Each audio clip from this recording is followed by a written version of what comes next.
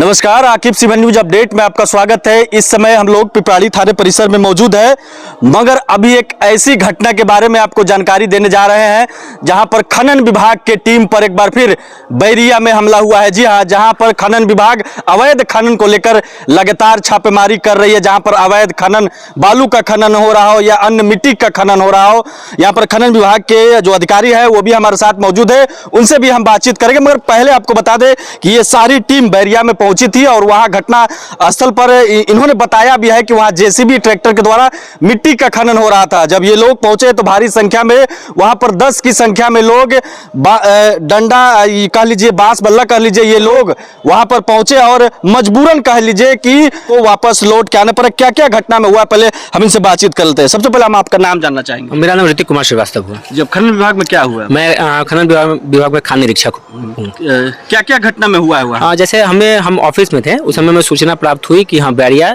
सेरा टोला वहाँ के स्थानीय लोग बोलते हैं, वहाँ पर अवैध मिट्टी का खनन हो रहा है। तो मेरे और मेरी टीम के साथ वहाँ पर छापेमारी की गई। वहाँ जब हम पहुँचे तो हमें देखा गया कि एक ट्रैक्टर एक जेसीबी से अवैध खनन किया जा रहा है। जब हम अपनी गाड़ी से उतर के वहाँ पहुँचे तो वाहन के जो चालक है वो पीछे जो सरेह था उसकी तरफ भाग गए। उसके बाद जो वहाँ पहुँचने के बाद तुरंत बाद जो मेरे वरीय पदाधिकारी है उनको मेरे द्वारा ये इस बारे में सूचित कर दिया गया कि हाँ एक जेसीबी एक ट्रैक्टर पकड़ा गया और तथा जो स्थानीय थाना है उनको भी अतिरिक्त बल के लिए, क्योंकि मेरे पास सशस्त्र बल नहीं है, तो अतिरिक्त बल के लिए उनको दूरभाष पे मेरे द्वारा सूचित कर दिया गया। लेकिन इसी बीच जब तक वो थाना से गाड़ी पहुँचती, इसी बीच जेसीबी के पीछे की ओर से लगभग 10-12 की संख्या में लाठी डंडा लेके कुछ लोगों ने हम पे हमला कर दिया। क्योंकि वहाँ मतलब अपनी और अपने साथ के टीम की सुरक्षा को देखते हुए हमारे द्वारा वहाँ से पीछे हटकर हम लोग रोड पे आ गए और अपने वाहन से वहाँ से निकल गए। वहाँ से निकलने के बाद रास्ते में ही हमें थाना की गाड़ी मिली। उसके बाद जब हम वहाँ वापस आए तब तक वो लोग जेसीबी लेके भाग चुके थे। आपने उसके बाद जैसे ही घटना स्थल पर पहुंचे, जेसीबी रहा होगा, ट्रैक्टर रहा होगा, तो उसका वीडियो भी बनाया है? जी हाँ, वो उस स्थल पे जो भी जेसीबी से संबंधित जानकारी है उसका वीडियो, फोटो सब कुछ लिया गया है। अच्छा, जब आप घटना स्थल पर गुप्त सूचना के आधार पर जब वहां पहुंचे थे, वहां पर जब आप पहुंचे थे तो वहां पर सिर्फ जेसीबी का ड्राइवर और ट्रैक्टर का ड्राइवर था।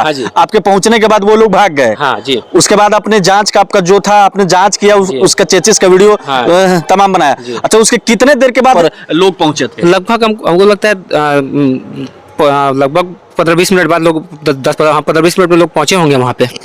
अच्छा, तो आप लोग अपना जान बचा कर यूं कहिए कि वहां से भागे कम से कम? हाँ, वहां से क्योंकि निकल, क्योंकि उनकी संख्या ज्यादा थी और उनके हाथ में लाठी डंडा, तो सुरक्षा को देखते हुए मुझे वहां से निकलना पड़ा। तो आप सुन सकते हैं कि 10 की संख्या में कम से कम वहां पर लोग पहुंचे थे और किसी न किसी तरीके से अपने जान को बचाकर पहुंचे हैं। हम आपको बता दें कि खनन विभाग की टीम को गुप्त सूचना मिली थी और गुप्त सूचना के आधार पर बैरिया के गांव में पहुंचे थे। और वहां पर पहुंचने के बाद जब ये घटना स्थल पर वहां पर पहुंचते हैं तो वहां पर जेसीबी और ट्रैक्टर वहां पर था। उसके बाद उसके चालक वहां से भागते हैं और जब भागते हैं उसके बाद अपना ये लोग जांच करते हैं।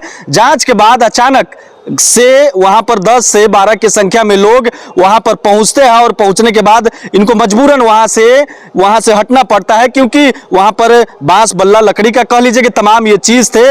मगर तस्वीरें आप देख सकते हैं कि किस तरीके से यहां पर जब ये लोग पहुंचे हैं, स्थानीय पुलिस का सहारा लेकर फिर लोग जब वहां पर पहुंचे तो वहां पर कोई नहीं था। उसके बाद जब आप लोग गए तो वहां पर नहीं, वहां तब तक वो लोग तो निकल चुके थे, भाग चुके थे वहां से। उसमें से किसी की पहचान हो पाई है? नहीं, पहचान तो नहीं हो पाई है, लेकिन हाँ जो जेसीबी से संबंधित विवरणी है वही सिर्फ मिल पाई है।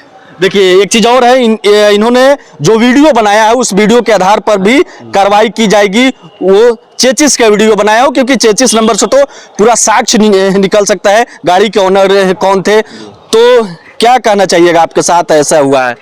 जी, अब क्योंकि देखिए सरकार की तरफ से नियम बनाए जा रहे हैं, लोगों को उसको फॉलो कर, मतलब ये करना चाहिए। लोग मतलब इलीगल करते हैं और अगर कोई जांच करने जाता है तो उनके ऊपर इस तरीके से हमला कर देते हैं।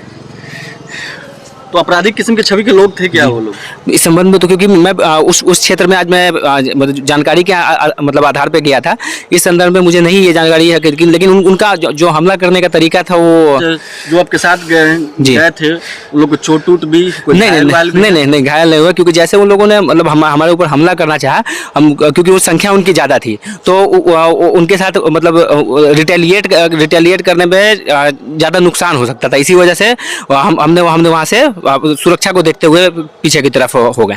गाड़ी उड़ी पर कोई नहीं, गाड़ी हमारी रोड पे थी, इसलिए हम लोग पीछे की तरफ होके अपने गाड़ी पे आके वहां से निकल गए। ठीक है, धन्यवाद। तो तस्वीरें आप देख सकते हैं, इसी गाड़ी से बैरिया पहुंचे थे और बैरिया पहुंचने के बाद जो घटना जो सामने आ रही है कि खनन विभाग की टीम पर हमला किया गया। मगर एक चीज ये बात है कि सभी लोग सही है और सुरक्षित भी है, मगर सबसे बड़ी बात सामने ये आ रही है, बिहार सरकार के जो गाइडलाइन है उनके अनुसार खनन विभाग की टीम जब वहां उस क्षेत्र में पहुंची थी गुप्त सूचना के आधार पर कार्रवाई करने, उसके बाद इनके टीम पर हमला होता है, जो काफी निंदनीय है क्योंकि गुप्त सूचना मिली थी कि अवैध जो खनन है वहां पर हो रहा था। उसके बाद इसी गाड़ी से पहुंचे थे और ये गाड़ी रोड पर लगी हुई थी, मगर कोई लोग चोटिल नहीं हुए और कोई गाड़ी को नुकसान नहीं हुआ है। मगर बड़ा सवाल अब ये उठता है कि खनन विभाग की टीम जब पहुंचते हैं तो ये कौन लोग हैं जो खनन विभाग की टीम पर हमला कर देते हैं, जो खनन करवाते हैं, जो खनन के नाम पर मिट्टी का अवैध धंधा करते हैं, या वो जो मिट्टी का कारोबार करते हैं।